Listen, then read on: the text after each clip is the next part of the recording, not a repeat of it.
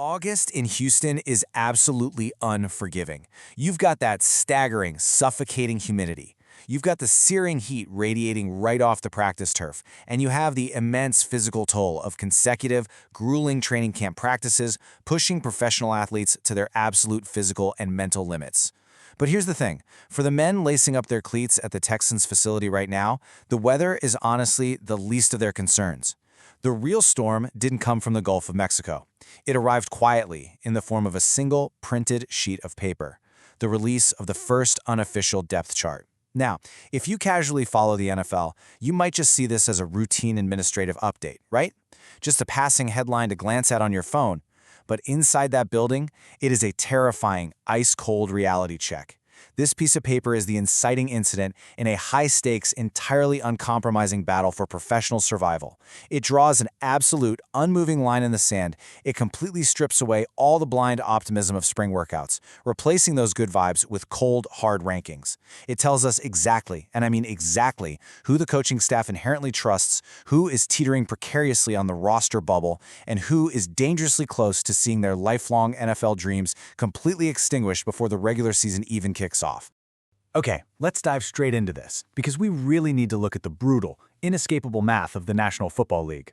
Every single summer, NFL teams bring a sprawling 90-man roster into training camp. At 90 guys, the locker room is packed, the energy is high, reps are heavily divided among everybody. But by the end of the preseason, that number must be drastically, painfully slashed down to a final 53. Just let that sink in for a second. 37 men currently sweating, bleeding and grinding inside that Houston Texans locker room are going to lose their jobs. Period. No exceptions. Historically speaking, NFL Cutdown Day is one of the most psychologically taxing periods in all of professional sports. Think about it. The camaraderie built during those early summer workouts, the shared suffering of those brutal conditioning tests, it is all suddenly eclipsed by a cutthroat reality. The player stretching right next to you, the guy you grabbed lunch with at the facility cafeteria, well, he isn't just your teammate anymore. He's the direct physical obstacle standing between you, your livelihood, and your family's financial security. It transforms a unified locker room into a hyper-competitive gladiatorial arena where survival is literally the only metric that matters.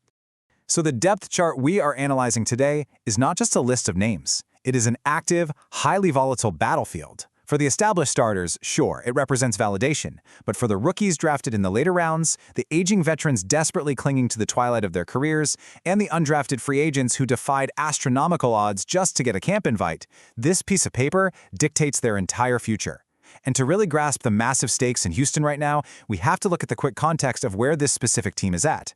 The Houston Texans are no longer a rebuilding franchise. Those days are gone. They have skyrocketing expectations, they have a bona fide franchise quarterback, and they have genuine, legitimate Super Bowl aspirations. And because they have cracked open that championship window, the bottom of this roster is simply no longer reserved for long-term, multi-year developmental projects. You don't have time to wait when you're chasing a ring. These final roster spots are reserved for immediate, impact-ready contributors, which means every single practice rep, every isolated film session, and every looming preseason snap now carries the crushing weight of a player's entire career. Section 1. The Climbers and Grinders. We are going to look closely at the wide receiver and trench battles. Now, what's really interesting about this specific dynamic is that to truly understand the stakes of this camp, you have to look past the superstars. We have to look at the men fighting tooth and nail in the margins. We're focusing on the climbers and the grinders trying to make unexpected waves on the perimeter. The Texans' primary receiving core is essentially locked in stone. You know who the top guys are. But the back end of that receiver room, it is an absolute dogfight for what will very likely be the WR6 spot. The scramble for this final, coveted role features three wildly different career trajectories violently colliding for one single opportunity. First, you have sixth-round rookie Lewis Bond, currently buried as a third-stringer, just desperately trying to prove he belongs in the league. He is actively trying to overtake Justin Watson. Now, Watson is a seasoned veteran returning from an Achilles injury, a guy who inherently knows all the nuances of an NFL offense, and because of that trust factor, he currently holds the edge. And lurking right behind both of them is Jared Wayne, an incredibly hungry dark horse who is just out there making undeniable, explosive plays in camp. It is the absolute classic NFL positional battle, right? You have the raw upside of a rookie fighting the steady, calming reliability of a recovering veteran, fighting the sheer, undeniable desperation of an unknown wildcard. That stark assessment perfectly addresses the incredibly difficult reality for the rookie, Lewis Bond. Back in the spring, Bond generated a massive amount of traction. The hype train was moving. He was lighting up OTAs, looking every bit like he was going to be a breakout preseason star. But we really have to go deeper into how the NFL actually evaluates talent at this level. There is a massive, career-defining chasm between OTA performances, where, let's be real, players are running routes in shorts and t-shirts without the actual threat of being tackled, and the grueling physical reality of August training camp. OTA hype absolutely does not guarantee an NFL paycheck. Countless rookies look like first-ballot Hall of Famers in May, only to completely vanish when the heavy pads come on in August and the hitting goes live. Bond's current standing on this depth chart proves he still has a massive, steep uphill climb to become a roster lock. He doesn't just need to be fast, he has to prove to this coaching staff that his speed and route running can actually translate into being a true difference maker when 200-pound cornerbacks are actively trying to take his head off. Until he proves that level of physical resilience, the veteran Watson is going to continue to stand firmly in his way. Shifting our focus to the defensive trenches, we really get to witness how the brutal business side of the NFL can instantly disrupt the entire ecosystem of a carefully constructed roster. Earlier this month, the Texans brought in a massive defensive reinforcement by signing Jadeveon Clowney. Obviously, that move was wildly celebrated by fans, right? It instantly solved the team's lingering questions at the third defensive end spot. But the immediate hidden impact of a star veteran signing in late summer is incredibly severe for the men sitting at the bottom of the roster. When a player like Clowney comes in and takes a guaranteed roster spot, it doesn't just bump one guy down, it compresses the entire depth chart. It completely shrinks the available real estate, triggering a fierce, desperate panic for the depth roles right behind him. The fourth defensive end spot is now completely 100% up for grabs, and the collateral damage here is that the margin for error for everyone else in that room has just been reduced to absolutely zero. Caught dead in the center of that defensive line scramble is a ferocious three-way battle for survival. Dylan Horton currently holds the rights to the second-string edge rusher spot. Now, on paper, glancing at a PDF, that looks relatively safe, but the psychology of an NFL training camp dictates that Horton cannot afford to take a single relaxed breath. He is fiercely fending off Dominique Robinson and Solomon Byrd, who are listed right behind him, and who are getting extensive looks and premium practice reps for that exact DE3 designation. You have to understand, when you are fighting for the last spot on a defensive line rotation, you are evaluated on a microscopic level. It's not just about getting sacks. One missed tackle, one blown gap assignment in a run-fitting drill, or literally one split second of hesitation off the snap during a preseason game can send you plummeting down this list. The coaches are looking for any excuse to make this mathematical puzzle work, which means Horton, Robinson, and Byrd are operating under an agonizing level of daily, relentless pressure. But what happens when the business side of the sport directly contradicts what we see on the depth chart? There is often a massive disconnect in the NFL between front office finances and on-field placement. Case in point, recently the Texans guaranteed more of Jarrett Patterson's contract ahead of the preseason. Now, in the ruthless economy of the NFL, guaranteeing a player's base salary usually equates to absolute job security. A front office rarely, if ever, pays a player guaranteed money just to cut him a few weeks later. Yet, you look at the sheet and his placement is incredibly low. He is sitting way down as the third-string right guard, positioned all the way behind Ed Ingram and rookie Fibechi Nwaiwu. So what's really going on here? The reality is that this low placement is deceiving, and it reveals a brilliant roster mechanic. Patterson's true value to this franchise actually lies in his vital versatility. The fact that he can play both guard spots and center makes him a highly flexible chess piece for the offensive line room. However, for Patterson himself, seeing your name listed as a third stringer, regardless of what your bank account says, is a stark psychological reminder from the coaching staff to never, ever get comfortable. Section 2. The Slipping. It's time for a harsh reality check. Up to this point, we've explored the players fighting their way up the mountain, trying to climb the ranks. But gravity is a relentless force in an NFL training camp. We have to pivot now to the players who are shockingly slipping, tumbling backward and rapidly losing ground.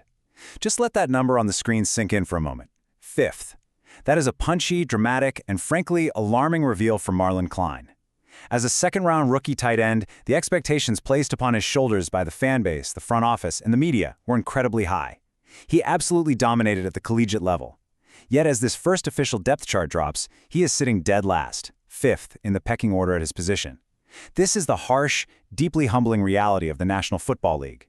College accolades, draft type, all that media praise, it means absolutely nothing the second you step onto a professional practice field and fail to execute complex blocking schemes against grown men. When you break down the actual names stacked above him in that tight end room, the immense gravity of Klein's situation becomes crystal clear. You have Foster Moreau, Cade Stover, Brevin Jordan, and even Keelan Rutledge sitting ahead of him. To understand why climbing out of this hole is such a monumental task, you have to look at how quickly Rutledge, another young player, is adapting to the blistering speed of the pro game compared to Klein. Because Klein has such a high draft pedigree as a day 2 pick, the front office's financial and draft capital investment will almost certainly save him from being outright cut this year. It's the classic sunk cost factor of the NFL draft. Teams don't like admitting they were wrong that fast. But his rise up the depth chart is absolutely no longer a given. It is shaping up to be a painfully slow, grueling, gradual process where he is going to have to earn every single snap on special teams before he ever sees a designed target on a real NFL offense. Now, if falling down the depth chart as a rookie is a tough pill to swallow, plummeting as an established veteran is downright catastrophic. Fourth-year linebacker Jamal Hill has tumbled all the way down to the 4th-string unit. Think about the timeline of an NFL career. When you are in your 4th year in the league, you are no longer the young guy learning the ropes. You are supposed to be stepping into your physical prime. You are supposed to be establishing dominance, completely mastering the defensive playbook, and proving your lasting value to the franchise. Instead, Hill is experiencing the tragic, terrifying reality of a veteran who might be losing a step or falling out of favor with the coaching staff. He is literally watching his grip on an NFL career slip right through his fingers with every passing practice. So, the crucial point is that time is utterly, rapidly running out for Jamal Hill. The heavy consequences of this depth chart drop simply cannot be overstated. He entered late July as a true wild card, someone who could have been a massive riser in what analysts universally consider a wide-open linebacker room for the Texans. And let me tell you, in the NFL, a wide-open room is a rare, rare golden ticket. It means the coaches are actively begging for someone to step up, take charge, and claim a starting job. The fact that Hill is failing to capitalize on this golden opportunity and is instead rapidly losing ground to younger, hungrier players makes his situation devastating. This is officially a make-or-break scenario. If he doesn't flip the script, radically change his practice habits, and jump off the film immediately, his tenure in Houston is going to come to a very sudden, very permanent end. Section 3. Surviving the Final Cut. Welcome to the preseason proving ground. And this brilliantly illustrates that the theoretical depth chart battles, the arguments on paper, are now officially over. We are shifting from the practice facility to the actual proving ground, because what these bubble players do next will literally determine the rest of their professional lives. The timeline for these athletes is rapidly, aggressively shrinking. Step 1 kicks off Thursday under the lights against the LA Chargers. Then you've got Exhibition Game 2, finally Exhibition Game 3, followed immediately by the final, devastating roster cuts. This is the hourglass, and the sand is draining incredibly fast. And you have to remember, coaches evaluate Game 1 very differently than Game 3. Early on, they're just looking for flashes of potential, maybe a spark. But by Game 3, they demand absolute, perfect assignment execution. Furthermore, the scale of these games is massive. Every single time these bubble players step onto the stadium grass, they aren't just auditioning for the Houston Texans coaching staff. They are putting critical, permanent game tape out into the universe for the scouting departments of all 31 other NFL teams. Let's move to and see how this builds into the most critical factor of all, translation. Whatever momentum these players built in shorts during training camp must now seamlessly translate to live, full-speed, incredibly violent in-game scenarios. The psychology of performing under the stadium lights is exactly what separates the practice squad players from the Sunday starters. Think about it. If Lewis Bond makes a spectacular diving one-handed catch on a Tuesday afternoon practice, but then drops a crucial third down pass against the Chargers on national television, that practice catch is instantly forgotten. If Dylan Horton jumps off sides in live action or loses outside containment on a quarterback scramble when it actually counts, his second-string title evaporates overnight. Practice equity is completely wiped out by game day blunders. In-game performance is the only currency that matters in altering this depth chart from here on out. The brutal math of the National Football League spares absolutely no one. It doesn't care about your draft pedigree, your past accomplishments, or your potential. Over the next few weeks, injuries will inevitably happen. Surprise cuts will completely shock the local fan base, and previously unknown rookies will forge their legends under the stadium lights. When the final whistle of the preseason blows, who will have done enough to secure their coveted spot on that 53-man roster? And who will be called into the general manager's office and asked to hand in their playbook and iPad? The real battle begins now, and the margin for error is exactly zero. If you want to stay on top of every single development, film breakdown, and critical roster move as this high-stakes drama unfolds, make sure you subscribe to this NFL Nexus Explainer series right now. Hit that like button, comment your opinion down below on who you think survives the final cut, and support the channel by becoming a member.